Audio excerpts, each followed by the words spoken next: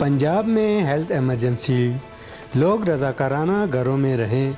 लाहौर और मुल्तान में अगले जुम्मे और हफ्ते और इतवार को मुकम्मल लॉकडाउन होगा। पैरामेडिकल स्टाफ की छुट्टियां बंद, ओपीडीज़ रात 8 बजे तक खुली रहेंगी।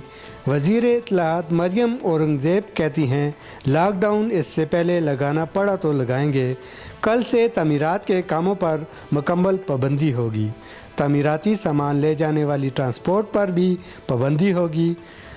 स्मोक मुतासर इलाकों में स्कूलों की छुट्टियां भी बढ़ा दी गईं। कॉलेज और जामियात में भी ऑनलाइन पढ़ाई होगी।